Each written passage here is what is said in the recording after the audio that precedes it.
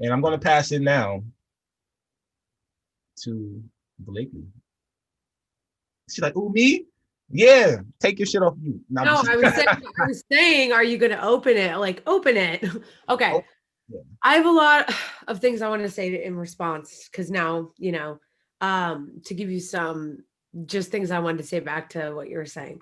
I love that. Thank you for sharing your story. It's so inspiring. I know I've heard it before, but it's still really great to hear it again.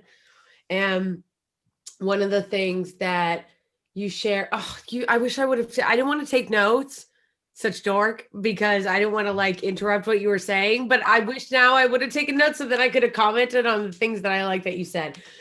But one of the things that now I'm losing my train of thought and forgot what you said was that, somebody was taking notes. Okay. Oh, that's what it was. Thank you, Koss. Oh, somebody was taking notes. Okay, cool. One of the things that I love that you said was that you were like, I wasn't an organizer, I wasn't an activist. Okay. Here's the thing though, is that most people that it actually affects aren't. That's the thing. Is that like so many people who are actually affected by like poverty and the kinds of crackdowns and policies and abusive capitalism and corporate cronyism that are crushed by the very types of policies and the types of abuses of these jobs are the exact same people that don't pay attention to politics, that don't pay attention to policy. And it's not because they're not smart or articulate or because they don't care. A lot of times it's because they don't have time for that shit. They have lives or they have, a lot of things that they have to do or they're exhausted. And I keep saying I'm not a conspiracy theorist. Maybe I am. I mean, I'm not, but I think they exhaust you so much. They exhaust you so much to the point where you don't have time to think about anything else. You're working constantly, you're exhausted. They want you to work for so little. And if you never have any energy to think about anything else, then you never have energy to think about what bullshit our system is. And you never have energy to think about what a scam that's all happening. So it makes a lot of sense that you wouldn't really have time or the energy or even the interest to be thinking about politics or activism or organizing when why would you be thinking about that when you're just a regular person at the time who's a working class person and you're thinking about your children, you're thinking about how to pay your electric bill. You're not thinking about those types of things when you're exhausted and you're just trying to put food on the table. And there are millions of people across the country that are just like that are not thinking about those things either. And the other thing that you said that struck me that I think is also so true is that you were like, well, I wasn't an activist before. I mean, you know, some of the most important activists over the years that made such an impact were people that didn't start out that way. They were because they experienced something really horrific Yep. or something happened to them. And through that, they became activists. It's not like a lot of people just wake up one day and are like, I want to be an activist, unless they're like, I don't know, like students at some college in California. It's not a popular work category, but Right. I realize that. Again, unless you're like a college student who doesn't have anything else to do and like your parents paid for you to go to Berkeley. And so you're like, oh my God, I'm going to be an activist. But like generally, you're not just going to be like, oh, I want to be an activist unless there's something to be activated about. Right. People don't grow up. I think, as a kid, you don't grow up saying, I want to be an activist, because it's not the norm. If something has to happen for us to radicalize and realize that it's time to fight back. Yeah, exactly. So I don't know. You said a lot of things that I think a lot of people relate to. A lot of working class people relate to, that I related to when I read your story, that I related to when I heard what had happened to you, and that I thought was really inspiring. And inspiring that you stood up for yourself, and inspiring that you weren't taking their shit, especially since like Amazon is so powerful and it's scary to stand up to something like that. It would be scary for anybody.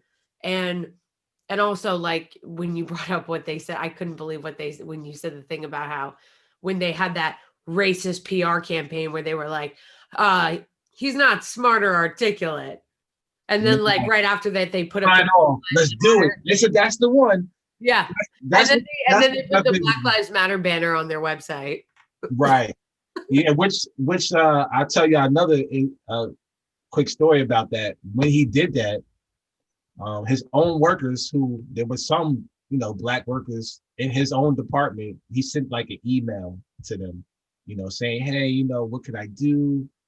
And they all, from what I heard, somebody must really don't fuck with them. But I got feedback that basically they were disgusted by him sending this email to like kind of smooth things over. And I'm like, you didn't even apologize to me yet publicly. That's what they were really, wanting at the time, but it's not going to happen. Too much pride with them. And I'll give you another quick gem. Amazon, I am in a legal battle with them right now. And Amazon hired, he is their lawyer, but they hired a whole nother lawyer outside of the company to fight against me. So that's just telling you that I'm really a headache for them. Well, I'd be scared, but I think it's awesome. And thank you for sharing. No, thank you. I want to know about your story though. I want to hear like, how did you come here? How did you get to this space? Well, I will, but I know that Nora and Chelsie, I think, want to make some remarks. I know. Take yourselves off mute. Yo, this is the conversation. Hey, I just don't see the whole etiquette of the podcast is like, I don't want to interrupt anybody who's talking, but no, I just wanted to respond to Blakeley. Like, you can really just try to be on your boss's best side, I don't know, kiss their ass, do the most for them, work OT, just basically work yourself to the bone, and they still will uphold capitalism to their death, their deathbed, the last breathing moment of their life. And I think that's very apparent. They would rather choose their position of power than stand in solidarity with the people that they're literally an accident away from becoming in class solidarity with. And again, just at the expense of your entire life, I know that we can all agree that our bosses don't have any regard for recreational things that we do outside of work. You don't need to do all that, work more hours, all this other shit.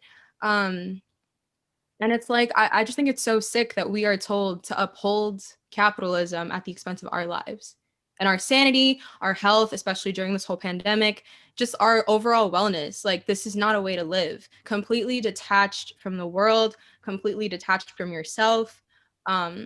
This is what Marx was talking about in his whole spiel about the theory of alienation, worker alienation. That's what I'm talking about. Just complete detachment from yourself. And again, this is no way to live. And we should not settle for this type of life. And I feel we just should, again, this is why we're doing this podcast, work towards building a new world, right? And the first step is to talk about what's, taboo, controversial. But yeah, that's why we got this platform.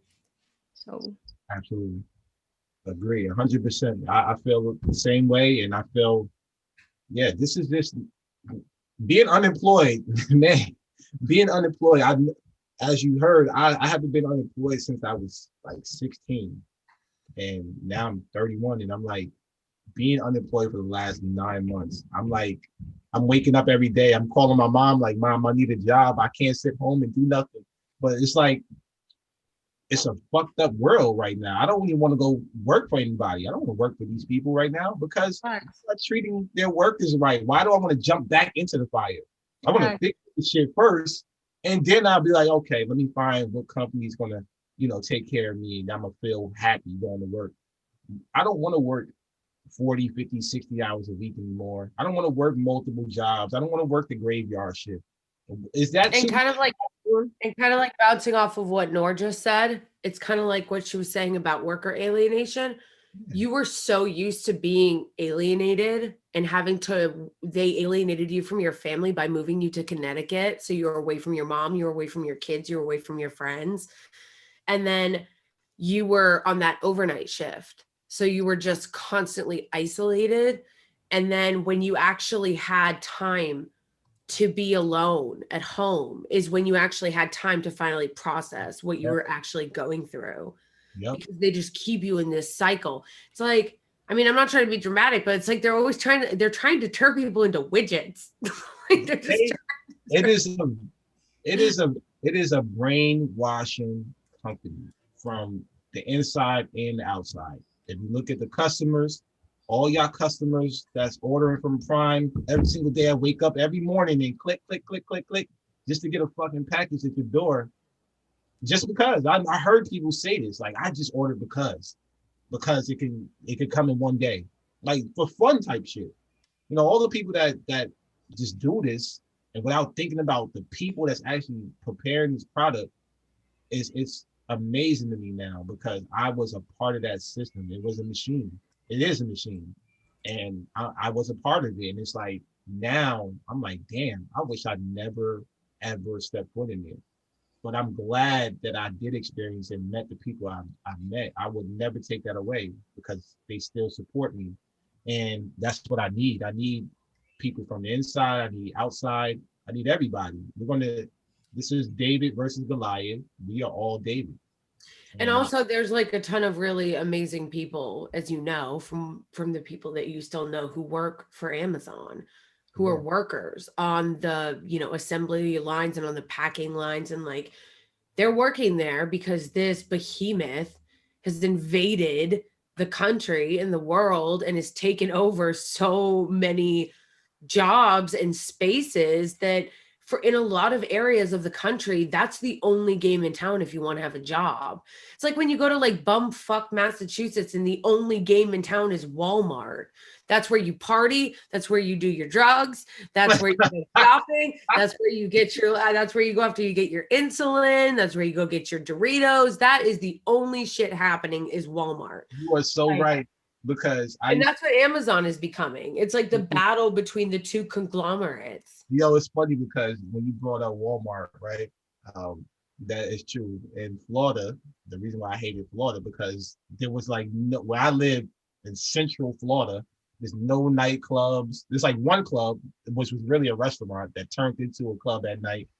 Besides that, we used to call Walmart Wally World, and like everybody would meet up and have this like parking lot party, you know, music blast. It was fun, but like that was so true. Like everything was there.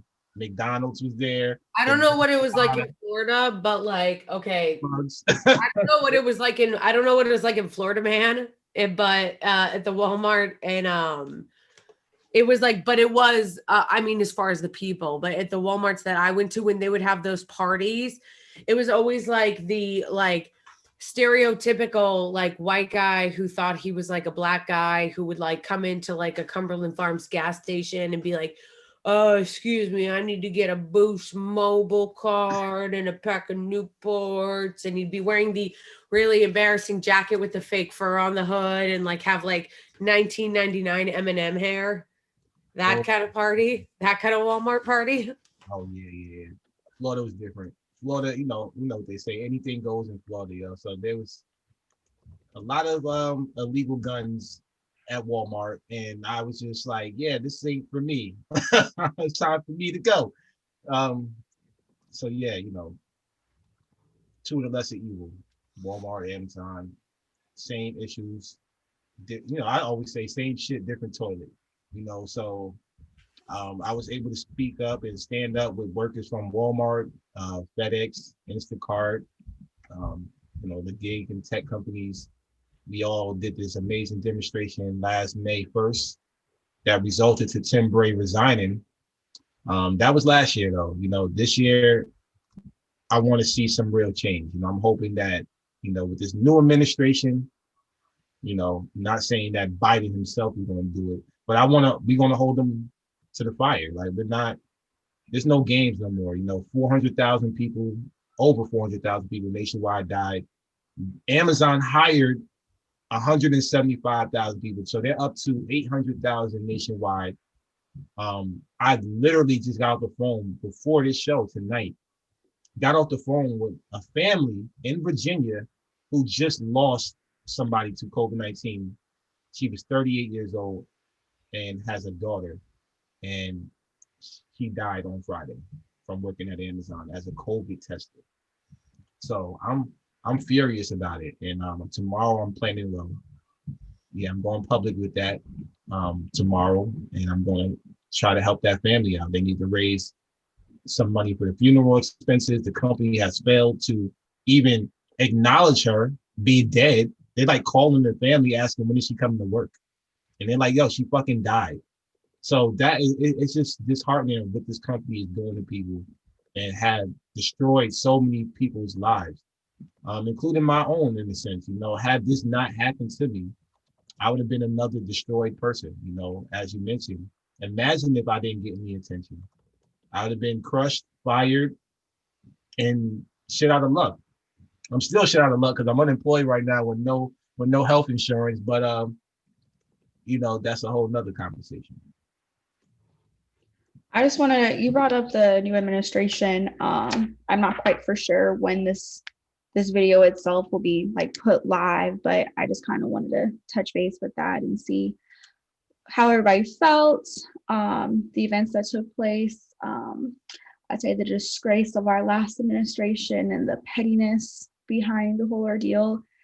I think Inauguration Day is definitely an American tradition, and it's been, I think, we talked about it's been 150 years since the former president hasn't attended.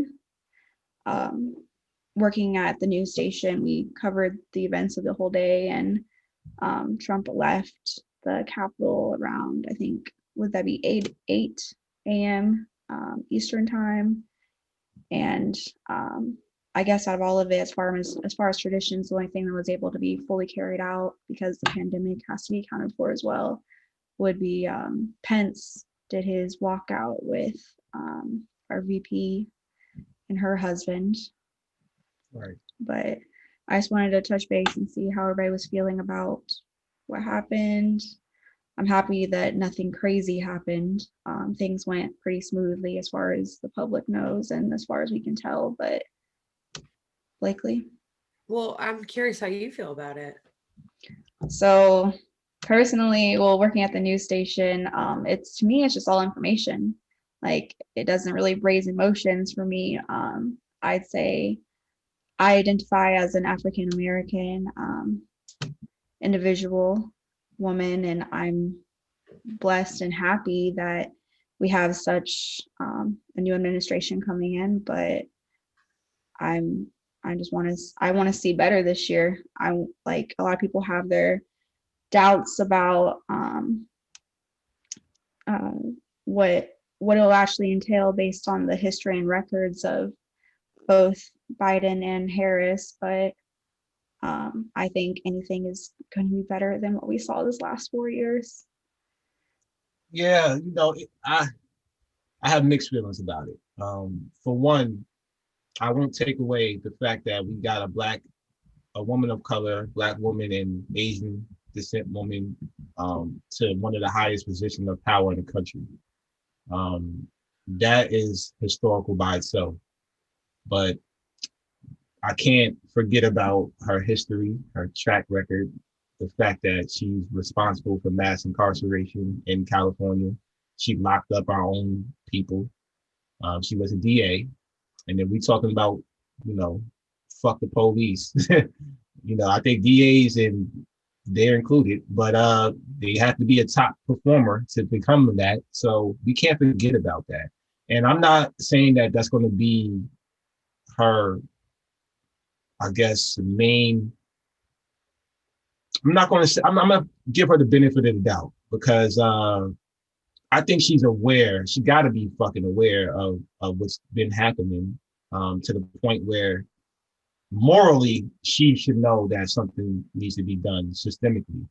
And it's funny, I had this conversation with my mother about it, and me and my mom argue about politics. I don't fucking talk politics. I hate politics, by the way. I'll talk, but I'll say this. She was like, I never could have imagined, we would have seen what we saw with Trump. And I'm like, I said, Mom, yes, the fuck we did. This is exactly what we imagined, what was going to happen with Trump. When Trump was was running for office, we like, he's gonna be a fuck up. And you're like, nah, give him a chance. Remember, everybody was like, give him a chance. Give him.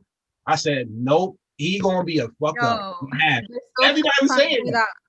They're trying to do that. With Biden, like now, I mean, not even just Biden, but they're trying to like rehabilitate George W. Bush, and like we're just gonna forget that. Like, in my honest opinion, every American president is a war criminal. Period. Point blank. Period.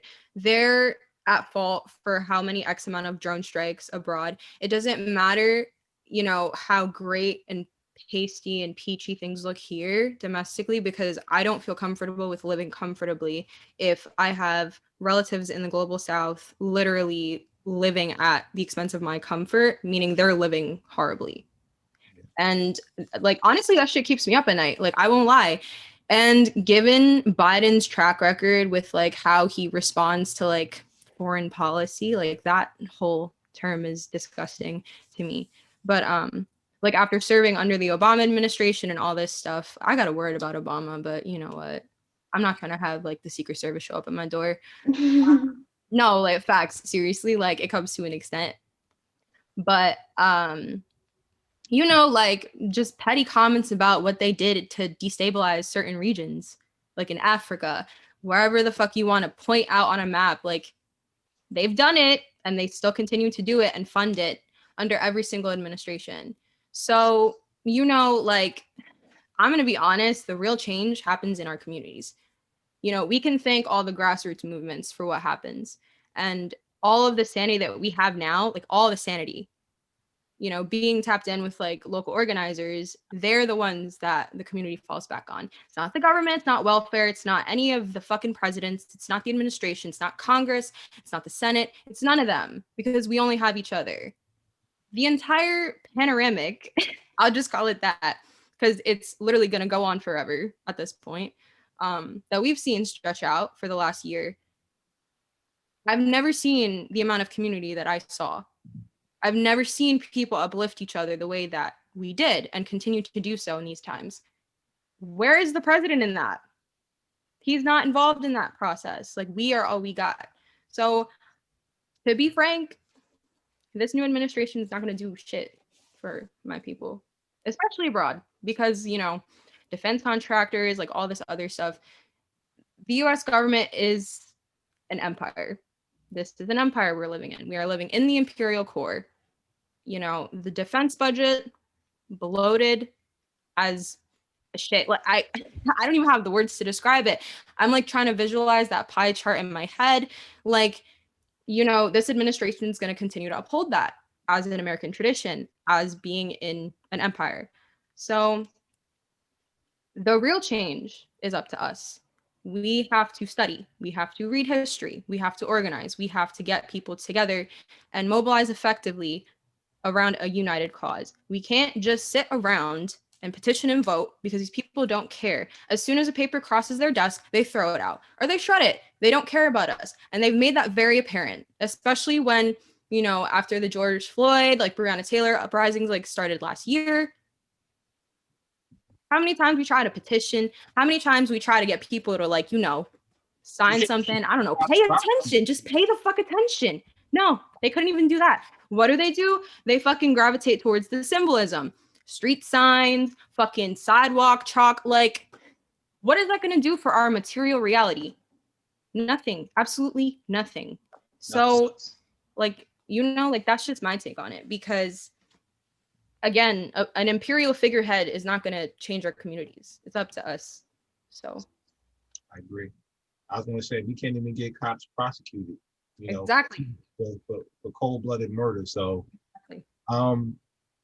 Yeah, Chelsie, I mean, you know, I'm glad you brought it up because, you know, we got to start thinking about what needs to be done. And I think Noor is absolutely right. We've been taking care of ourselves. I know just with the small community, and I mean the small community, I'm talking about just within my org, you know, we've been really uplifting each other. I've spoken to people that had horrific stories to tell, to the point where I even had to talk somebody out of suicide. Like, literally, they were on their way to a bridge to jump. I received the call and I had to like talk him out of it. And that I've never dealt with this stuff before, but I was able to do it. And I'm like, man, this is crazy. And I'm like becoming a therapist, an activist, a this, that, and the third. But you know what? I realized that this is what people need. They need somebody else. They need a shoulder to lean on. They need somebody in their neighborhood, somebody that's going through the same shit that they're going through, so that they can relate to it. And we can't rely on the administration. They're not going to relate to us. Even Kamala being a Black woman, she's not going to relate to you being a Black woman. She's not, you know. So I hope that she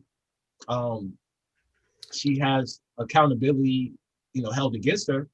And that's what I think is our job. You know, I think it's our job and your job, especially being a Black woman or any woman, to hold her accountable, to make sure that her campaign promises, her policies, her bills that she wants to sign off, whatever she's planning on, you know, trying to implement to society, whatever she's doing, it represents us. And if it don't, then we need to call that shit out.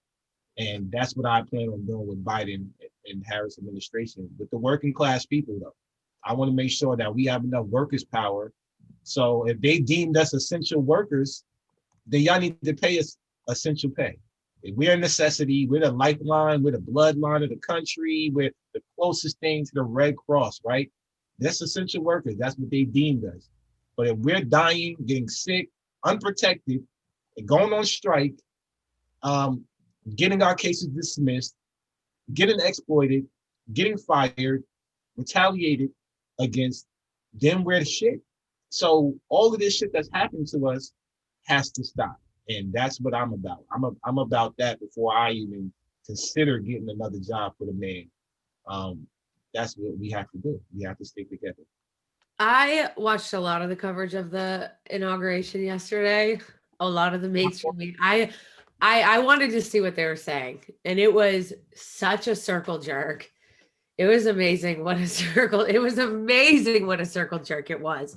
First of all, I just have to say that, can we all acknowledge the irony, though, in the fact that the Democrats for a while were pandering to the left somewhat in the social movements about George Floyd and Breonna Taylor with the defunding of the police. And then we had a literal occupation of the entire District of Columbia for the inauguration.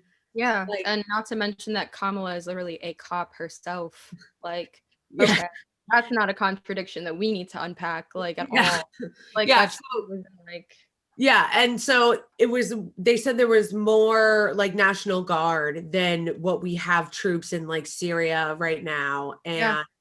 Afghanistan or Iraq, or like, forget what the last one was, all combined right now. That was in DC. So that was ironic. Also, I remembered, talking about Biden's foreign policy, it's going to be trash. Like, I mean, I guess I should say we should give them a chance. I want to like not, I guess we should be like, okay, let's give them a chance. But I'm going to be watching their foreign policy like a hawk, because if I know anything about Biden's record, it's going to be trash. Biden is a neocon. He's like, this is how I look at it. Biden is a Republican. The Republicans in this country have moved so far to the right that like Biden is considered a Democrat, but really, if we actually assess politics, not by the two-party system, Biden would be, in a sane world, on the right. Like he would be a registered Republican. He has a really right-wing foreign policy. Obama would have been a Republican, which by the way, he said himself one time in an interview that he was like, I'd be a moderate Republican. If I had said the same policies that I have back in the 1980s, I'd be considered a moderate Republican. I mean, like, so yeah. Biden has a really right-wing foreign policy, and he said he was going to recognize the Beto O'Rourke of Venezuela, the Juan Guaido, as the leader of Venezuela. I was like, I'm sorry, bitch, you don't just get to recognize other leaders. Can you imagine Trudeau being like, I'm just going to recognize Bernie Sanders as your president? I mean, That'd be cool. But like, you don't just get to do that in other people's countries.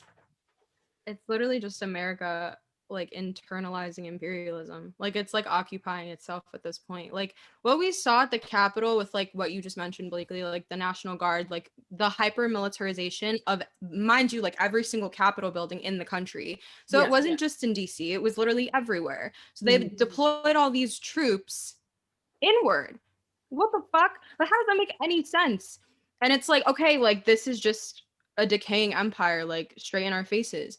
Like, what kind of images were those that were like plastered all over the news, where it was literally like a slumber party in every single Capitol building with just the National Guard, just like just a bunch of them just laying on the floor, like, you know, casually reading like Ayn Rand. By the way, there's like that one picture that's going viral. Like, she's a right-wing theorist. I was like, oh, okay, not surprising, but yeah, America is just occupying itself at this point. And I thought, oh, sorry. No, continue. I thought to like go off what you were saying, it was particularly dark to me to watch the way the media was like fawning and crying over the. Now look, I do get the general excitement that a lot of people of color had over seeing Kamala Harris. I do get that. There were a lot of people that were excited to see a Black woman for the first time take the vice president. Now, I would have been much more excited if it would have been, you know, like Nina Turner or like someone that wasn't like a total hack. But I get the excitement over seeing a Black woman. But it was way further than that, than they went. It wasn't like they were just excited that it was for the first time was a Black woman. They were crying over everything. They were talking about Joe Biden putting his arms around the nation because of COVID. Those lights that are just shooting out from the Lincoln Memorial along the reflecting pool, it's like almost extensions of Joe Biden's arms embracing America. It was a moment where the new president came to town and sort of convened the country in this moment of remembrance, outstretching his arm. They were talking about the pomp and circumstance, how great it was to finally have a president again who respects the office, and how great it was to see George Bush again, and the norms, the tone. A bunch of war criminals. They were like crying over everything. They were like, oh my gosh, the tone, Jill Biden, her coat, the tone. I was just like, oh my God. Not discussing so. It was just like a gross, it was just so. Despite the like, this is the right thing kind of, I do appreciate the continuance of tradition. I'd say the time that Trump's been in office, or I guess was in office, thank God. As far like press conferences were cut to like a minimum. That was, I think, effective like the first year that he was in office. There's gonna be a lot of things. I think if this administration is gonna be as transparent as it says it's gonna be, I feel like as far as getting word out to the American people will be different. And I'm excited about that. Yeah, the tradition is definitely going to be restored, but it's actually the tradition that got us to that point. That's the issue. It might be, you know, I just really, we have to hope. You know, we have to have hope, and that's fine to have hope that it's going to be better than what we have. And I'm just like Blakeley was saying, I didn't watch the whole thing because I'm just not. I had to. It's like I say I'm not going to, and then I couldn't do it. Yo, J-Lo's performance. Wait, Chris, I'm sorry. I gotta say this. J-Lo's performance. I was about to go there. Yo. This land is my land. Pack it up. Like, nobody wants to hear it no more. Nobody wants to see it no more. You are not in the same class as me. I don't give a shit about you and your allyship. Girl, pack it up. Not only that, right? A shit show. You guys, but she's still Judy from the block, remember?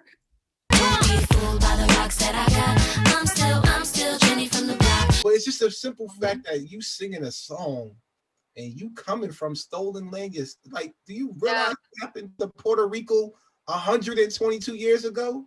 And you up here singing, this land is yours. I'm like, they're fighting for their independence still, till this day. Are you kidding me? So like Wait, I gotta say this though, like, I'm not saying for us to be hopeless and completely like nihilistic and like, okay, like whatever, like No, let's just, I'm like, not. but like no, we're not saying that. We're not saying that. But I just want to We have to have hope. for my sake. I said that. I feel like we should turn inward, you know, like with our community. Like right here, we got a community going. And to stop looking towards leadership that doesn't lead. Like we don't need these people to tell us what's good for us. Like we know, because I was gonna mention in regards to like Chris's original points about his like lived experience. We are all workers at some point, or continue to be right now, because we all are at this point. You know, we have the lived experience. As Marx would say, the historical materialism, like that whole analysis of like materialism in itself, we live that material reality every single day. Like that is our day to day. You know, the 8-hour shifts, whatever, 9-hour shifts, 10-hour shifts sometimes for me. Like, I don't know about y'all, but like, you know, Chris even mentioned the time that he worked a 24-hour shift. We have the experiences to know what's good for us and what we need. We don't need these people to tell us what the fuck to do.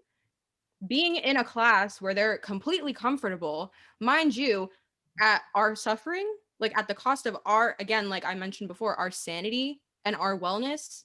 Like, and then they're gonna get on a podium and fucking say, oh yeah, here's why you should support us invading Venezuela. What the fuck do I got beef with people in Venezuela who are suffering just like me? Because of you. Because of you. Like, this is what I'm saying. Like, we just gotta turn inward. We gotta, you know, start leaning on each other more. That's what they're afraid of. Community. Yeah, That's what they're exactly. afraid of. They're afraid of the unrest, the uprisings, the movements, the Black Lives Matter movement. They're afraid of it. You know, that's why that was the first thing they brought up when the insurrection happened. It's Antifa, Black Lives Matter. They had something to do with it. Some way, somehow. Some amazing lazy shit, because the thing that cracked me up about them trying to like make it like it had something to do with Antifa was the fact that the Trump supporters live streamed themselves. They were like taking photos and live streaming themselves and doing selfies. It's like, hey, this isn't like the 1990s or even like 10 years ago where you might not be able to identify someone. There were like pictures and self-identifying photos. You could track these people down and find exactly their digital footprint. Like this isn't hard. Like, I mean, like, it's like we've talked in our personal circles. Like, this country is for them. Like, their rights are protected. So if, you know, the Black Lives Matter organization were to like orchestrate a similar demonstration, I'm not saying like fucking raid the Capitol, even though I think we should do that. That's just my opinion though. Because we're not gonna get shit done other than doing that. Call me radical, I don't care. I've been called worse, but like, you know, like if it were to happen, like if it were the Black Lives Matter movement that orchestrated that type of, you know, they would try and drone strike everybody in a heartbeat, like in a fucking heartbeat. Like it would not be a question for them. That is just like push the button. That's it. It's a wrap, basically. I'm just thinking of that video I seen over the summer where they like rolled down the street with like the tank. Yeah. And the family Yo. outside on the porch, they're like, oh, that's a family of 5 with 2 small children. Light them up. Oh, there's more. Look at this. They just keep coming. Go inside! Get inside! Get inside! Get inside! Get in your house now! Let's go! Light them up! Go inside now! Get in the house!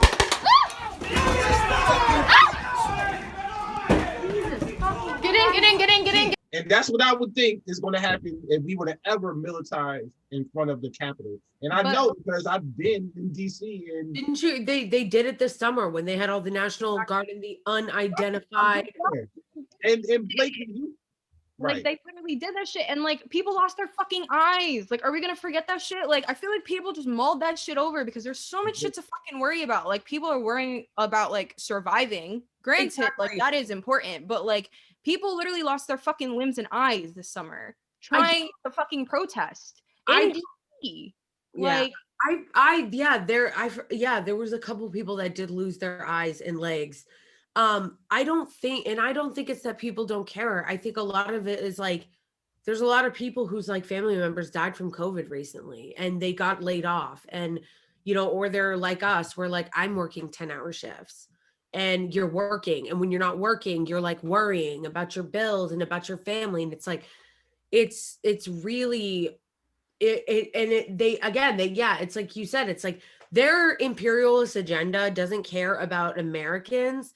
They don't care about going in and invading other countries and destroying their countries. And the irony is they're not actually even doing it like on behalf of like regular Americans either. They're only doing it on behalf of like corporations and rich Americans.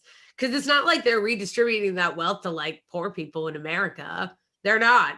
Like we have more in common with like the people that are struggling in Bolivia than we do with Americans who are living probably only about a mile and a half away from like where all of us are living in New York. Chels, before you leave, Chels, I want to get your feedback on, you know, I just want to get your perspective on where you see us going as far as a country, like where, and like Sorry, Chris, what did you say?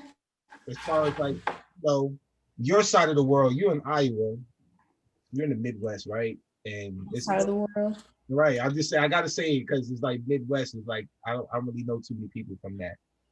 So I want to know, like, what do you see on a day-to-day that how do your community relate to like what's going on, the social injustice of this country? So I live in Cedar Falls, Iowa, but I work in Waterloo, Iowa. And Waterloo is historically known for having a very dense but huge Black population. And it's kind of one of those situations where you either live on the right side of the train tracks or you live on the wrong side. And you just see that driving through the city of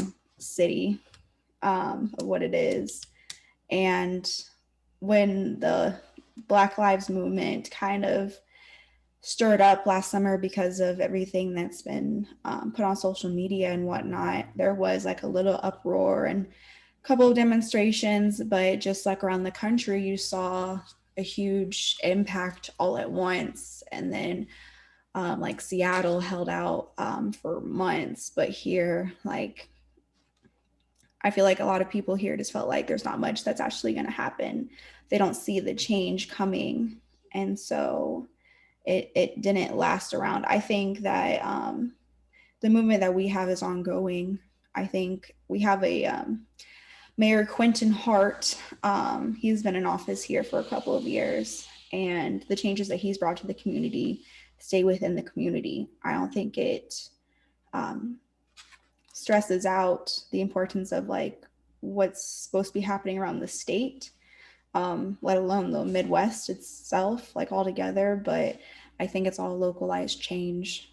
I don't think it's working from the bottom up.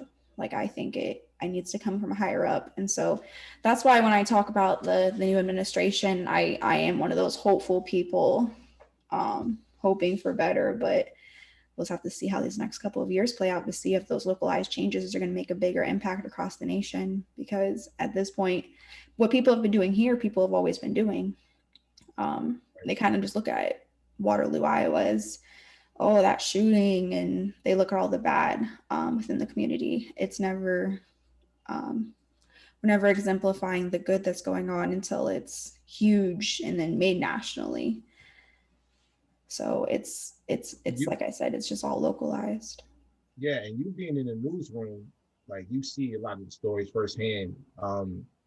As far as like the Black community, how is the community within the urban area? Are there leaders that are doing things that's trying to have some positive change, or all you see is like the current cycle? It's the same people making the better movements. So a little background, Iowa during the coronavirus pandemic has not done shit. Our Governor Kim Reynolds, I don't believe that we ever had an actual mask mandate. There's a lot of things that people in office here have chose to not do. And honestly, Reynolds really kind of just sucked Trump's dick the whole time. There wasn't like, she wasn't really caring about what's actually happening to the people here. Community out here, I guess my most concerns honestly aren't even race related. We have a huge homeless population. So I'm just asking because I'm curious of like, what type of work is being done in the Midwest. I feel like, when we're talking about mass movements, we all got to move. I know LA and New York go hard. I know Seattle, Washington. I know the major cities go hard with the social and just movements. And you don't really hear too much about Midwest besides like, Chicago, Ohio. And again, that's numbers. Like Right. That's the you can get numbers. enough people around you and surround yourself with those people that have the same ideology as you. But here it's just all over the place. And this is a very Republican state, whatever that even means anymore. You know what? You might have to step up then. I'm doing my best. All right, y'all. It's been an amazing first episode. Great conversation. Amazing stories, amazing personalities here, amazing people. These three women, dynamic duo, not even duo, but dynamic triple, quadruple. How we gonna call ourselves? I don't even know. I'm all over the place. Dynamic, fantastic four. I don't know. We'll figure that out as time comes. But I'm happy that everybody tuned in and watched us and listened to us. This is just the beginning, and we have a lot to offer. And I know you probably tired of seeing my face on a lot of shows and podcasts. This is why I felt the need to, seek co-host, and not just one, not just two, but three different co-hosts. So once again, if you don't see my face, at least you got three beautiful women, queens, I like to call, that will share and inform you guys, educate you guys, bring y'all the news, bring y'all Marxist, communist, radical ideas, and we got Blakeley that's gonna bring you some comedy along with the reality of being a working class person. And myself, my story, former Amazon employee, founder of TCLEW, the Congress of Essential Workers. And stay with us, stay tuned, and solidarity. It's a wrap.